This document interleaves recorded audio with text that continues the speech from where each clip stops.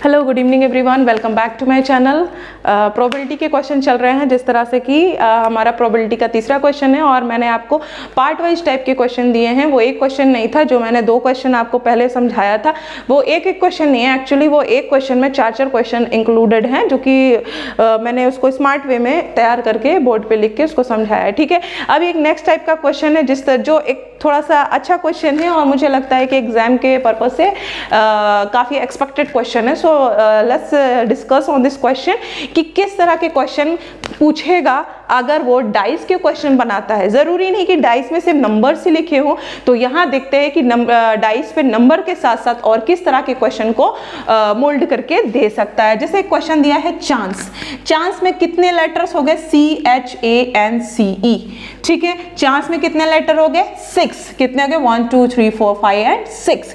Question बोला है ये डाइस है, इस डाइस पे नंबर नहीं लिखे बट इस पे क्या लिखे हैं? कुछ लेटर्स लिखे हुए हैं। अब देखिए क्वेश्चन क्या पूछ रहा है। Getting letter C, getting a vowel, getting a consonant, any letter except C। मतलब कि आपको एक डाइस दे रखा है और उस पे नंबर रिटन नहीं है, उस पे लेटर्स बने हुए हैं और उस लेटर्स में कॉम्बिनेशन भी है, कुछ वोवेल्स हैं और कुछ कॉन्सोनेंट्स हैं। And you know that what is consonant and later. आप बहुत अच्छे से जानते होंगे स्वर एंड व्यंजन की व्यंजन का क्या कॉन्सेप्ट होता है in Hindi, and vowels and consonant you know very well कि इंग्लिश में किसको कहते हैं। वोवेल्स क्या होते हैं? A-E-I-O-U को वोवेल्स कहते हैं, except A-E-I-O-U all are in the category of consonants. Okay, so first of all हम देखेंगे कि टोटल लेटर्स कितने हैं। Total letters is equal to 6 और लेटर्स हैं क्या? CHANCE। यही है ना चांस आपका। अब देखिए इसमें टोटल वोवेल कितने हैं? टोटल वोवेल्स कितने हैं? A and E। और टोटल कॉन्सोनेंट्स कितने हैं? टोटल कॉन्सोनेंट्स कितने हैं? C। ओके, ये मैंने लिख दिया। देखिए बच्चों, मैंने पहले ही बताया था आपको कि before starting the question you just have to read question very careful and very neat and very carefully and very consistently, so that कि your understanding power will be कह सकते हो कि अच्छे से हो जाए। आपकी जो थिंकिंग है, आपका जो कॉग्निशन है इस चैप्टर को, मतलब इस क्वेश्चन को पढ़ने के बाद जो आपका कॉग्निशन कहता है ना कि ये क्वेश्चन में करना क्या है, तो फर्स्ट ऑफ ऑल कि आपको क्वेश्चन को बहुत ही ध्यान से पढ़ना है कि इस क्वेश्चन में पूछ क्या रहा है। इस क्वेश्चन ने लेटर एंड कॉन्सोनेंट्स के खिचड़ी को पूछा है कि कुछ कॉन्सोनेंट्स बताइए, कुछ वोवेल्स बताइए और कुछ ऐसी कैटेगरी बताइए जो नॉट की भी कंडीशन हो, बट इसने नॉट C आने की जगह लिख दिया एक्सेप्ट C। अब यहीं पे आप परेशान हो जाओगे कि ये एक्सेप्ट C क्या पूछ दिया, जबकि वी हैव डिस्कस यस्टरडे कि अगर किसी के ना आने की प्रोबेबिलिटी पूछा है तो आने की निकाल के उसमें से 1 में से सबट्रैक्ट कर देंगे। पहला पूछा है गेटिंग लेटर C आने की प्रोबेबिलिटी, ओके निकाल सकते हैं हम। वोवेल आने की प्रोबेबिलिटी वो भी देख लेंगे, कॉन्सोनेंट आने की प्रोबेबिलिटी कोई बड़ी बात नहीं। नेक्स्ट पॉइंट करा एनी लेटर एक्सेप्ट C। अब यहीं पे मसला फंस जाएगा। अब आप सोचोगे कि एक्सेप्ट C अगर हिंदी में बोलेगा कोई भी आए अतिरिक्त C के, कोई भी आए अतिरिक्त C के। अतिरिक्त C मतलब कि एक्सेप्ट C मतलब C ना आए, बाकी कोई भी आए। इसका मतलब तो यही पूछ रहा है कि C ना आए। तो ये क्वेश्चन पूछने का तरीका मैंने बताया था ना कि रिश्तेदार जो होते हैं टेढ़ा क्वेश्चन करते हैं, वो सीधा सवाल जवाब नहीं करते। तो मेरे एग्जामिनर का भी हाल, हम सबके एग्जामिनर का हाल यही है कि वो क्वेश्चन को आपको डायरेक्ट स्पीच नहीं पूछता है, इनडायरेक्ट में पूछता है। तो चलिए हम भी कुछ कम थोड़ी ना, हम लोग भी इसको समझेंगे और करेंगे। Probability of getting what? Letter C। चलिए लेटर C आने की प्रोबेबिलिटी, टोटल लेटर हमारे कितने हैं? 6। भाई टोटल लेटर में से ही तो आएगा। एक बॉक्स पर, एक डाइस पर जो 6 फेसेस का है, उस पे आप देखो क्या क्या लिखा है, CNHACE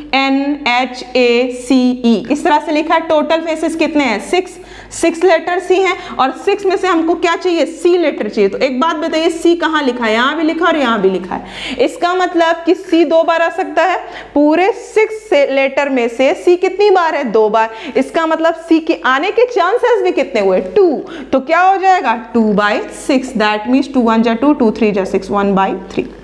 ठीक है, 1 by 1 चलते हैं। Point 1, point 2, probability of getting a vowel.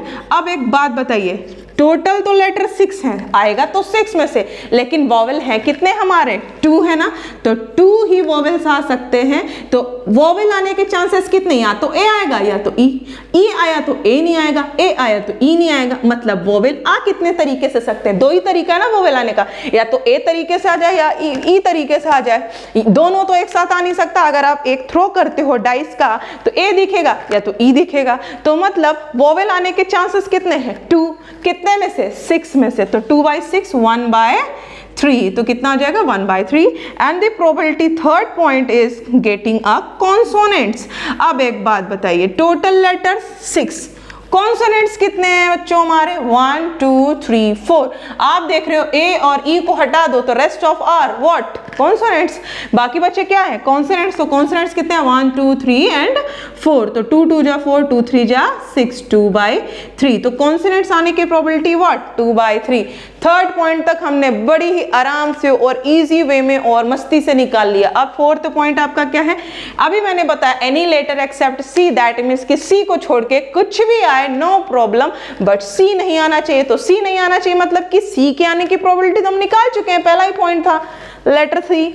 अगर हमें सी के ना आने की प्रोबेबिलिटी बतानी है तो क्या करेंगे, सी के आने की प्रोबेबिलिटी को 1 में से इजीली सब्ट्रैक्ट कर दीजिए। तो probability of getting except C any letter but except C, तो 1 माइनस आने की प्रोबेबिलिटी क्या थी, सी आने की प्रोबेबिलिटी 1/3, तो ना आने की प्रोबेबिलिटी 1 - 1/3, तो 3 - 1/3, दैट मीन्स 2/3। ये हो गया आंसर।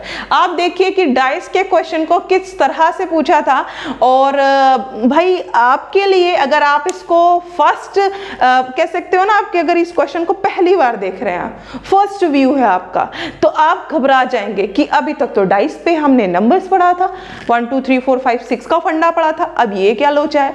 तो ये कोई लोचा नहीं है। अगर आपका कॉन्सेप्ट्स की क्लैरिटी है, your concepts is too much clear, so you will be facing this question very easily and very means कि बहुत इजीली और बहुत ही आराम से आप इसको सॉल्व कर सकते हैं, नो वरीज नो प्रॉब्लम, ठीक है। बट अगर आपके दिमाग में सिर्फ यही बैठा दिया गया कि डाइस पे सिर्फ नंबर्स हो सकते हैं, then you will be facing a problem, because you know that you don't know that ki this types of question also will occur in the exam. Okay, so for making your concept, making your concept building, you should know ki which types of question will ask by the examiner and which types of question you have to see in the examination, ठीक है। so मैंने dice की ये जो question बताए ये बहुत ज़्यादा ट्रेंडिंग क्वेश्चन है, एंड हो सकता है कि इस तरह के क्वेश्चन आ जाएं। डाइस के मैंने वो भी क्वेश्चन बता दिए। अब आपका रह गया है एक गैम्बलिंग वाला क्वेश्चन, कार्ड्स वाला क्वेश्चन, सफलिंग वाला क्वेश्चन, जिसमें आपको किंग कितनी बार आ सकते हैं, क्वीन, मतलब आप सब जो आपने गैम्बलिंग खेलते हुए, प्ले कार्ड्स खेलते हुए देखा ही होगा। तो वो क्वेश्चन हम उस तरह के क्वेश्चन को कैसे अटेम्प्ट करेंगे वो हम कार्ड्स के थ्रू देखेंगे नेक्स्ट वीडियो में। और एक क्वेश्चन का टाइप और रह गया है जब 2 कॉइन को साथ में टॉस करते हैं। सो तब तक के लिए इस क्वेश्चन को आप ध्यान से समझिएगा, और लेटर और कॉन्सोनेंट और एक्सेप्ट सी का जो मैंने कॉन्सेप्ट बताया है, अगर इसको आपको समझ ना आया हो तो फिर से वीडियो को पीछे बैकवर्ड करके देखिएगा और आपको ये चीज़ें समझ में आ जाएंगी। और इस तरह के क्वेश्चन आपको अटेम्प्ट करने में प्रॉब्लम फील नहीं होगी। प्रोबेबिलिटी आपको फुल मार्क्स देके जाता है, बिकॉज इसमें कोई सोल्यूशन कोई कैलकुलेशन नहीं होता, सिर्फ टोटल और फेवरेबल को आपको चेक करना है। तो तब तक के लिए आप पढ़ते रहिए, अच्छे से तैयारी कीजिए, keep learning, bye bye and take care.